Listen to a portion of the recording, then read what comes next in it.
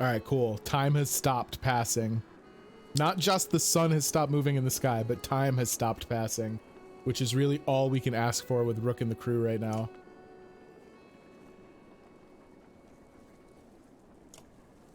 Screenshots are a little tricky in this game. I don't know if I've said it on the stream before, but I do a lot of screenshots when I play a game.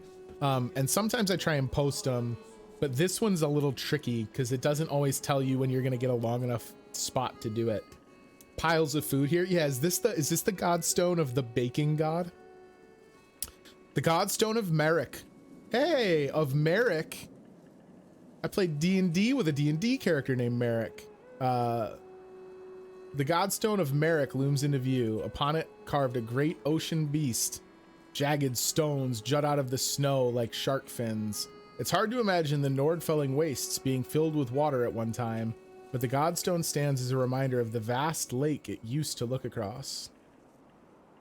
I mean, so now I'm torn because we don't have any supplies, but if they give me a chance to do something cool to Merrick, like we're doing it. A blessing, shouts one of the men in your caravan, holding up what looks like a silver coin. It's a fish scale, he says, pointing out the rainbow pattern that shows in the sunlight. Soon, a curious child has found another hiding in the snow, and then a third is discovered. Nice morale improvement. Perhaps they'll bring us luck, you overhear, and before long, the caravan has become obsessed with gathering the shiny scales. Let the caravan take their time, cut them off after a reasonable amount of time, leave now before this gets out of hand. I mean, we can't just give them free reign because we're starving to death. But I also don't want to trigger another morale drop. One card chart's like, let them have their fun. They're all going to starve to death out here anyway. I wonder how the Varl feel about this. I don't know how much more devout the Varl are about the old gods. Maybe they'll find a fish. That fish would be awfully old. I don't know how old the fish would be. All right, we'll let them take their time. They're already pretty doomed. We might as well let their last few days be more pleasant. By the end of the second day, the scavenger hunt still continues unabated, and even you are starting to feel something in the back of your mind, like you need to have one of the scales. You shake it off, uncertain whether to let this continue. Yo, all right, we're getting out of here. Now we're talking mind control. How do you just look for fish scales for a full day in the freezing cold like this? Why would you let them stay? Why would you let them stay, but then you still want to cheer for two? I don't understand. So what have I done? But now I've made my choice. We got to stick with it. Is that the mentality?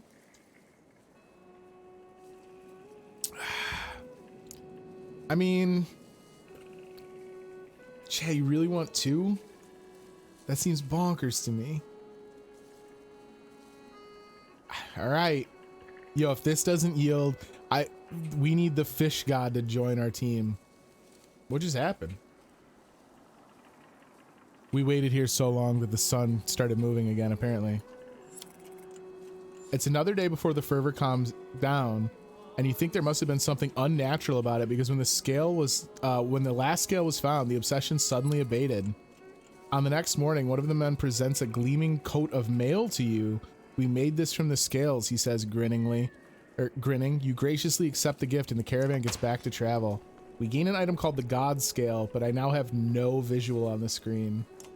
So I don't know what happened there. Hopefully it comes back with a picture. All right, we did it. We need food, y'all. Scales are cool. Scales are cool. I won't dispute such a claim. But like, so is eating. It's a level 5 item. Plus 3 armor, plus 1 aggro. It's cut perfectly to fit Eagle. It is really good armor, but like at what cost? And we got to get someone to max level to use it. The armor is made from scales and dead Varl. Man, all right, that's a bummer. Look, the armor's not a bummer. I'm glad we stuck around and got the armor, but it is a pretty steep price. Scales greater than eating. I mean, When I get stabbed while I'm wearing that god scale armor, I'm probably gonna feel that way, but I'm sure the peasant in that position under my cursor does not feel that way. Oddleaf calls you over, grinning. A row of women holding bows of differing age and experience line up before a row of trees in the distance. They fire, doing an impressive job of hitting the trunks. I think they're ready to fill some dredge with feathers. Yo, fill some snow rabbits and foxes with feathers. One woman still hasn't shot her arrow. She's palette swap, Oddleaf. She stands perfectly still. The others watch. Just as the winds shift, she lets go and her arrow flies not into one of the trees, but a snow rabbit that had scurried out from underneath. Dinner, she says, smiling. Let's go! She heard me. Only this woman heard my pleas. A group of men from the caravan approach. Listen here, says one. Practice all you want. But practice all your wants? Practice all you want. My wife isn't fighting dredge. The other men agree in chorus. We don't want to see a battlefield full of dead wives and daughters. Stand by the women becoming fighters. I'm having second thoughts. Encourage her to train even more. I mean, we don't need to rub people's faces in it, but like, I'm not going to tell these people they can't fight. Like, when Oddleaf went out and was like, hey, I'm looking for women who want to learn how to shoot a bow, these women didn't say, oh, I'll do that as long as I don't have to fight dredge. Like, they want to fight for their homes too. LOL, you called it? You're damn right. It was, that was my gift at the Godstone, was precognition for a single dead snow rabbit. I'm going to stand by the women becoming fighters. The men argue their point, but eventually relent. Thanks, said Oddleaf. To be honest, it was harder than I expected, but the more people who can hold their own, the better. The women return to camp, not just as clansmen, but as fighters. All right, well, they're also going to be very hungry fighters. A woman's stifled screams fail to overly concern anyone. It was only a matter of time before the expectant mother gave birth. The caravan is simply excited by this first sign of new life since the trip began. Hey! Call for a day of rest and celebration. Congratulate the new parents privately. Offer the family extra rations as a gift. Extra nothing is nothing, Rook. Do nothing special, allowing the mother and child some peace. Shout outs in the chat to my buddy Goldfish, who is actually currently at the hospital in labor. Do we know, is the labor complete? I haven't seen a status update. I mean, we can't afford a day of rest and celebration, sadly. And man, yo, like, it's already hard enough to march. Like, mom probably just wants to chill out, dog. As a father of four, choice 4 is the right answer. Yeah, look, I'm going to defer to Vivi on this one. With all the congratulations and cheers passing around, you decide to maintain a normal schedule, letting the family adjust to the new hardships of traveling with an infant as quickly and as peacefully as possible. Hey, we got renown out of that. Snap. That's why, sometimes you got to go to the answer from the person you know is an expert, everybody. You hear a whistle on the wind and spot a long line of Varl far up ahead, leading towards you. Behind them is a swarm of dredge and a trail of bodies leading off into the distance. Get down there, barks Krumer. You just telling me we were headed over there? Seems like something you could have popped up when we got there. Wait, that's Falsut, right? Don't let them spread out, shouts the Varl as you approach the battleground. Soon, you almost regret finding yourself fighting alongside them, facing off against a daunting number of dredge. Dredge line the battlefield. There must be at least 100 of them. Yo, the difference in size of these two caravans has never been more apparent than right now. There must be 107 of them. We have 140 fighters just about. Like, the numbers are 4 digits when you were on Hakan's side. All right. We are going to see some more. We're out of food. Hopefully, this group that we're coming to the rescue of has some food for us. But I have to refill my own rations. My water bottle is empty. If you have an empty water bottle, I think what we should both do is go refill our waters, get ready to settle into some war scale combat with Rook and the crew. So I'm going to take a water break. I'll be back in 2 minutes, and then we will continue with more Banner Saga. I'll be right back. I saw it when I got back and saw the chat. Yes, Vivi, I do have something to declare. And that is please feed us after we fight. Oh, and war. We also declare war. The two forces are about evenly matched. There's no guarantee of victory here. I mean, we don't have the numbers to play with like Hakan's group does, so I think we have to charge. But I don't know that this force has the strength to do a second group. So we're going to charge in.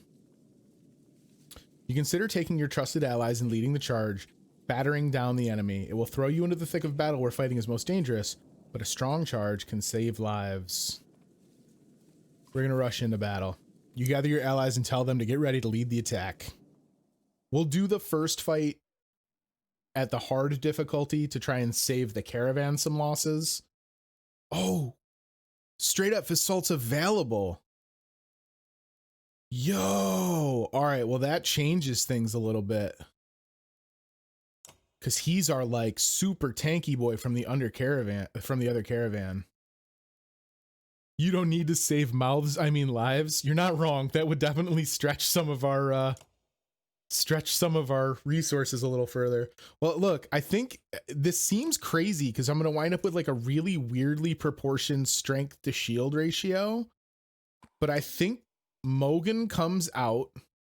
Or do I? Well, I could take out Gil for Fasolt, but I really want to get Gil a couple kills. Like Gil's Stonewall is just so good. Cause like Fasolt's got a taunt that kind of keeps him an active fighter, but Gil's just negates damage. So you don't have to hope that they hit, or you don't have to like take the shots when they come in. You can just throw them out there and kind of leave them for the wolves. All right, well, this changes things up a little bit. At the very least, this means that we want Fasolt to go first because we can have him go tank a very dangerous enemy. Like, the strength difference between Hogan, Mogan, and Gil is not that big.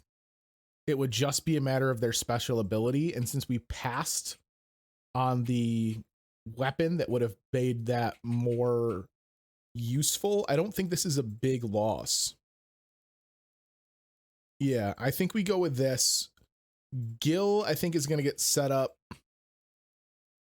to run some flanks. We really need Gil to get a couple last shots because Gil, right now, the big thing that Gil is missing, we need him to get 2 more kills so we can get his break up to 3. I think that would be a big boon for him. And honestly, with 2 levels, 3 break and 3 exertion, he's in a really good place. And if Fasolt's going to join us, I'm not going to lie, maybe 2 kills with Fasolt's a big deal too. All right. Either way, I think this is good to go now. Yeah, I like that. I got to remember Rook's got a pretty high break number. And he can fight as a ranged combatant. All right, so what do we got? A 21-13 is not what I was expecting. A 12-18. They got 1 slinger, couple small boys. This guy on the flank is bothersome. 18. So, all right. First things first. Fasolt, your job is to deal with Big Nasty because you're the only person who doesn't immediately get flattened by him. And we'll give you Rook, Ivor, and Krumer. Krumer, I think, is going to take kind of a middle float position. Send Ivor and Gil up the wings to protect. We can choke out the battlefield. Since they've got 2 large size units, we can kind of position them in such a way to make it so that they can't flank and let odds start ripping them up. They look like they're about to conduct some lightning strikes with those helmets. You're not wrong. All right. Yeah, I think I like this. This slinger starting so far back, hopefully I think we'll only get 1 turn before he really becomes a factor. This guy I think's out for 2 turns. We need to strip strength off of you like as fast as we possibly can. I think it's going to take 1 armor strip before we can really put much strength damage into you. And then you're bad news as well. All right, Fasult. You, my dude. Move to the side, just 1 here for me.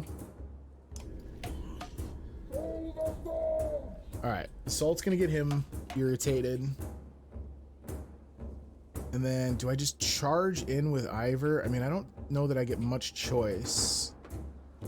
The 22 is going to be rough. He can't get to it though. Okay, so this gives us basically 1 turn where we can start working on this guy. Knock back the target through multiple tiles, doing armor break damage. We don't want to do that. So actually, normally that would be a pretty decent way to open up against this guy. But if we did it right now, it would also put him behind the other units, which would get an even bigger strength enemy up front, which I don't want. Like, plain and simple, do not want.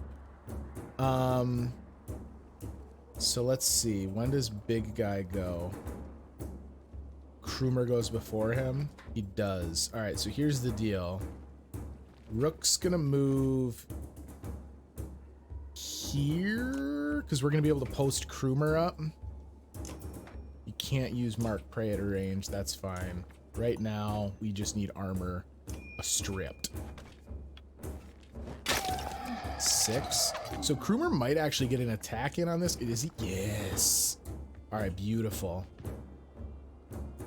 Forge ahead was what again? No, we don't need someone switched up. We want you to do damage instead right now, because now with just a 10 health, this guy can't hurt Fessel. All right, that's big. To get that guy kind of trimmed down is a big deal.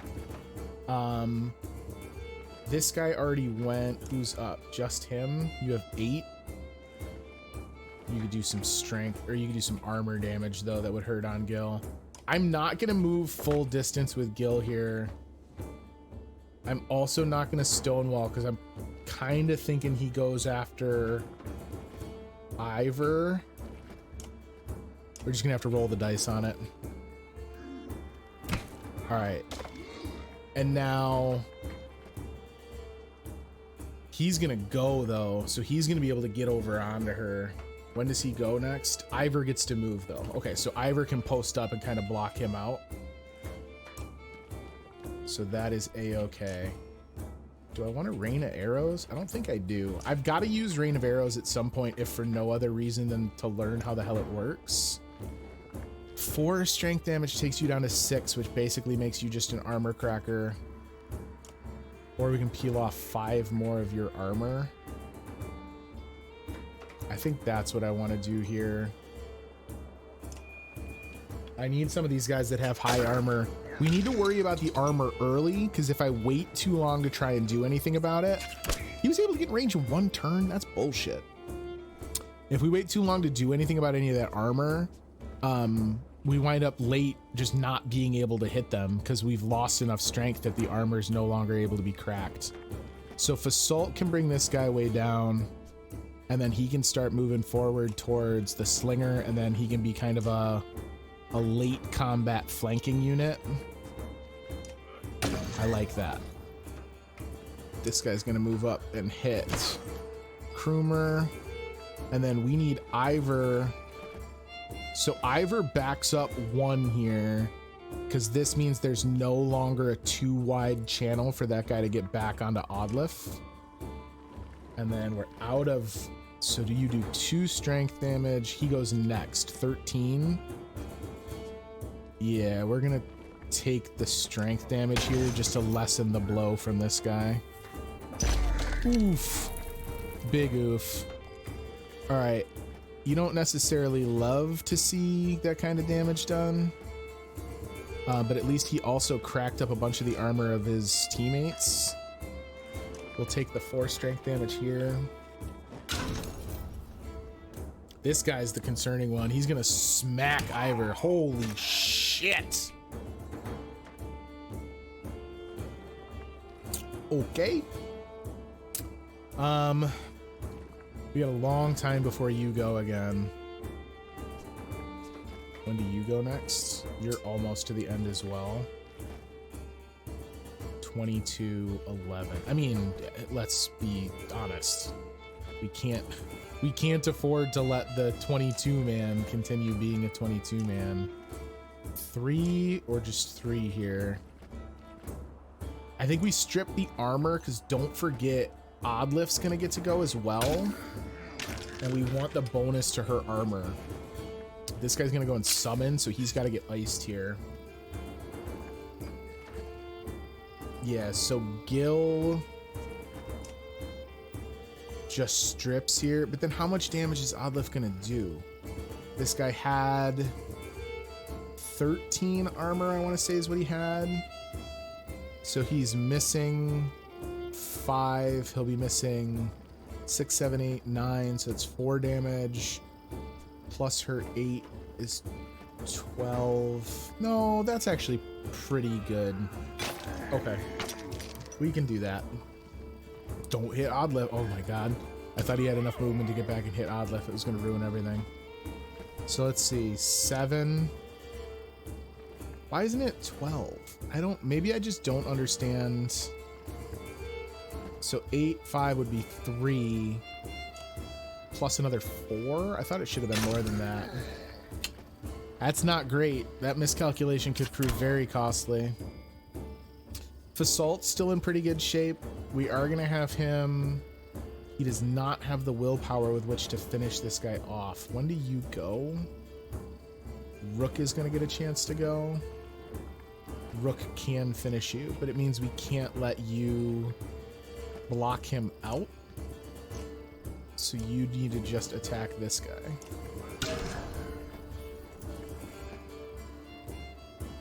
Oof. Sorry, Kroomer. Do I move Rook?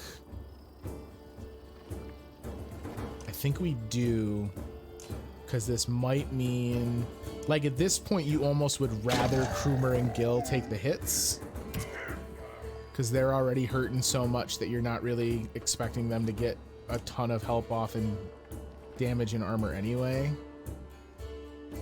2, we can make it 3.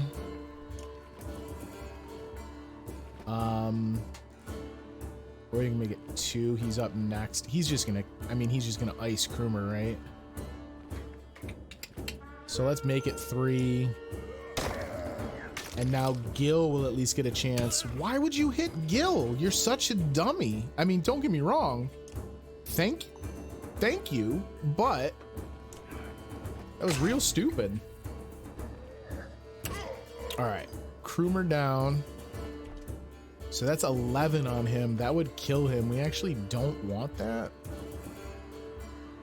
Let's have Oddlift start to at least... Oh no, I moved. She doesn't get her damage bonus when she moves. All right, that sucks. At least we still can put good damage on this guy because his armor is so low. That was really unfortunate. This guy's gonna step in and kind of make it so that Fasalt can't go in and soak up the damage, unfortunately. I mean, I'm kind of tempted. Take his armor down, because now Rook can go chase him down. We are drastically losing our ability to do damage. So we definitely need... Fasalt losing armor is probably a best case scenario given how low his strength could be getting. You with 4 left, you still have 11. So yeah, you're our bigger threat. We'll take you down by 4. I almost think like I should have just had Eagle Turtle up there. So yeah, 9 to you is for sure the play. This exposes Odd because we're not able to move her out. She hadn't taken a hit at all yet though, so she was still in pretty good shape.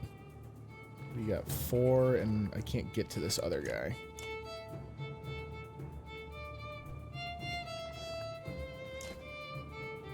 Four, 8. I think we start finishing guys off here. None of them at this point have an overly high number. So we wanted 2 kills with Gil, I believe is the thing I was saying. So you can do 9 to him. You do 5 to him. So we'll see if maybe this can be something Gil can walk in and finish up. I just can't afford to screw around enough. You can't get in close enough to kill him. We just don't want to goof around so long that we get like a lose condition. 3. We'll just do 3 here, because if we need to kill him for 4 on the next turn, we can do it by using the willpower from the horn. So yeah, you're gonna do way too much damage if we don't move you first. I think you're still gonna do too much damage. 3, 2, yeah, you're gonna kill whoever you touch. So I mean, I guess kill this guy, just so that we're not taking damage we needn't take. +2 renown from one of those guys, huh? I'm not upset about it. All right, now Gil can kill this dude, and then in pillage he can kill the other dude. Yeah. And then that just means Fasalt doesn't get a level up this time, but that's fine. I mean, we can worry about Fasalt later. He's in a much better spot. Pillage. All right, everyone. You can attack armor, but that's it. Leave him for Gil.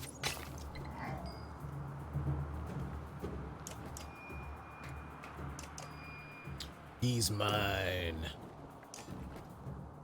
All right. There's a promote.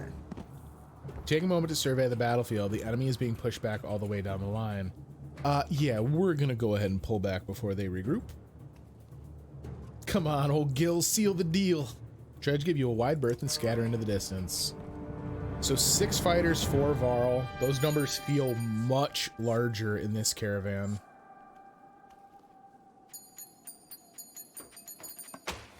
Decent amount of renown. Please tell me you have food, Fasalt. Isn't this a damn curiosity? This is the second time I've been sent to find a Varl who is heading my direction with humans in tow. What are Dredge doing up here? Gods, no, does nobody know what's going on around here? They leveled Grofheim to the ground. We've been losing ground for days. Jorinder's in Einertoff now. They sent me to gather Krumer and the rest of Wormtoe when we ran across this bunch of slag. And there's a lot more where they came from. Is this all the Varl you've got, Krumer? What have you been doing? Eating each other? Many went to Blotzbucher. Are you telling me Grofheim is completely gone? And Wagner's dead. Slag on our heels. The Varl you sent off north are probably dead. The world's ending. Come on, this is old news. We're gathering in Einertoft. That's where we need to go right now. Wait. Basalt takes a long moment to look out over the caravan of men, women, and children behind you. Not them. Fasalt, my dude. What do you mean, not them? Unless you're a king or a mender, humans don't step foot in Einertoft. Now isn't the time for this discussion. Damn it, Fasalt, who cares about that? What in the depths happened to Grofheim? Before Fasalt can reply, a low rumble grabs your attention, growing louder by the moment. Ooh, we gonna get a cartoon? No. Even though it's beyond sight, all eyes turn in Grofheim's direction as the rumbling becomes deafening, transforming quickly into cracking and splintering. It's coming closer. Go! Shouts Fasalt, taking off towards Einertoft. Don't stop until you reach Hatterborg! They're not counting my food right now, and I'm gonna consider that a big gain. Yo, is that just a mount? Oh! What?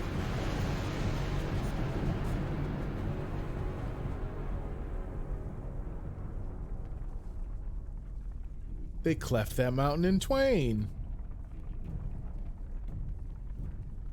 What is going on?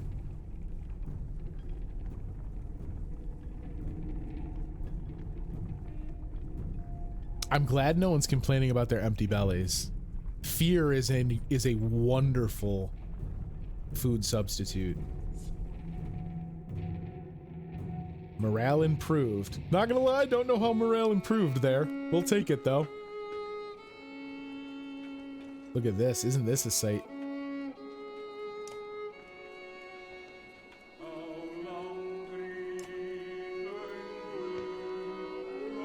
Is this what he meant when we said, I don't remember what the name was that he said, but he said don't stop till Hatterborg. Okay, so he was talking about the Godstone. After 3 terrifying days of tremors, you reach the Godstone of Hatterborg, which is teeming with Varl who want to know what is happening. Others busily mend makeshift defenses set up around the Godstone of Hatterborg, creator of the Varl. Hold up, pants Basalt between long gasps of air. We're going to have to talk.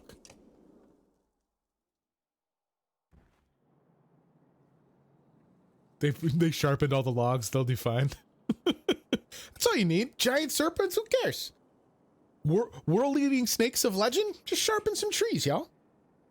You're still standing. Well, most of you. Rest up, then move on. A mountain just sank into the earth, and something is out there. You're just gonna send us away? I don't know who you are, but you're not going to Einertoft. There's a couple hundred Varl here who will back that up. Where are we supposed to go? Back the way we came? We're stuck between 2 mountain ranges. In one direction, a few thousand Varl, and the other, an army of dredge and whatever caused that quake. Einertoft is a Varl city. This shouldn't be news to a Varl. Give it a rest, Fasalt. Don't you recognize who you're talking to? Surprise suddenly flashes across Fasalt's face. The other Varl are starting to come closer now. You hear Ingvar being whispered between them. I think this might be the one person you want to let into Einertoft. The humans come with me. All of them. I don't know what's going on right now, but I know Ivor's a bro. Fasalt glances between Ivor and Krumer before stalking away, pushing past the mob of curious onlookers. Ivor, who are you? Some other time, Rook. I mean, at some point you gotta just tell me who you are, dog. You spend the rest of the day recovering. Varl come and go in packs, and most of the chatter is about the quake that just sank the mountains into the earth, or the dredge that are still on their way. You hear rumors that a massive chasm opened where the earth split. Ivor got some thick horns, he does. Maybe that's why everyone's always in awe of him. They're like, yo, look, them horns. Inspect the Godstone, suggest leaving immediately, see what other news you can pick up. First things first, we're going to check out the Godstone. That's become somewhat of a tradition here. The little you know about Hatterborg is that he was a disciple of the Luma Mother and learned to create under her guidance. He created a few beasts, but soon became bored with simple animals and began combining man and beast, ending up with Varl. That's the myth anyway. One thing is certain, each Varl alive today was created by Hatterborg, and now the god is dead. The Varl here now are the last ones that will ever exist. A profound sadness washes over you. So they don't procreate? There are no baby Varl? Krumer is already here. It is good to pay respects, he says, and you both stand there in silence. Give this to Ingvar, he says, turning to leave. It was once his, and that stubborn ass refuses to take it back. Krumer hands you a massive studded belt. Suddenly, there's a lot of activity. Word comes from below to retreat to the next village over, and you soon see why. A black shadow is sweeping down the valley from the direction of Grofheim, where the quake, or whatever caused it, has obliterated the mountainside. He's bringing all the boys to the field of battle. The Varl misplaced the wives? There's no Varl wives. We've lost them. No wonder all the Varl are horny. Terrible pun, but well-timed and well-placed. We're gonna give it double points. It's like you just drew the 8-ball in Rock and Jock softball.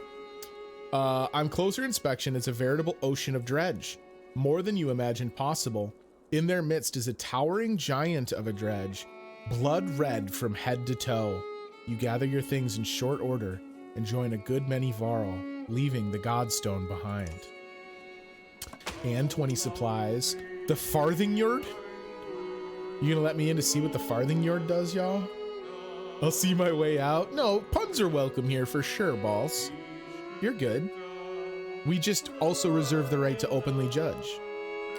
All right, we are gonna rest up the people who are in camp.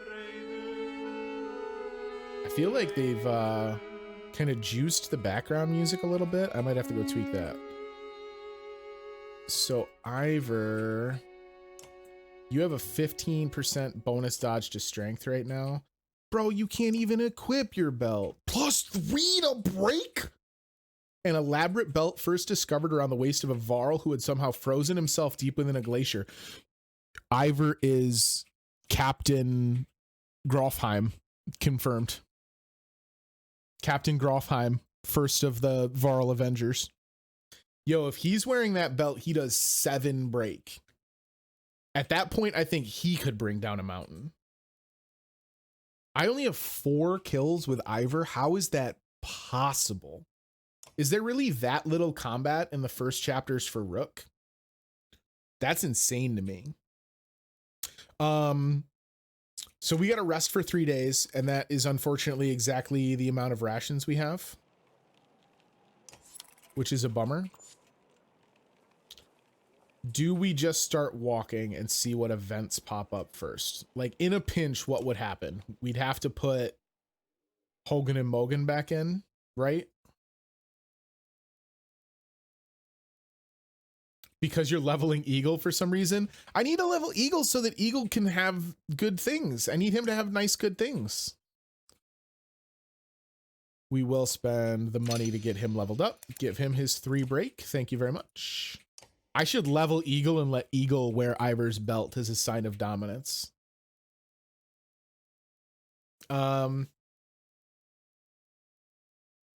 His nice, good things aren't 7 break. I mean, it would be 6 break. And the shield wall. Do we risk going forward? I think we're gonna have to, because we can't afford another long stretch of not having any food. I mean, but we did just see a giant serpent cave in a mountain. Like, I don't know if food's my #1 priority. We have good morale, so we can afford a couple morale dips.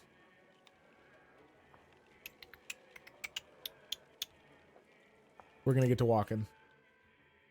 I've made a terrible decision, and I can already tell that's true. We got a little camp up here, though. Maybe there's some food to be had here.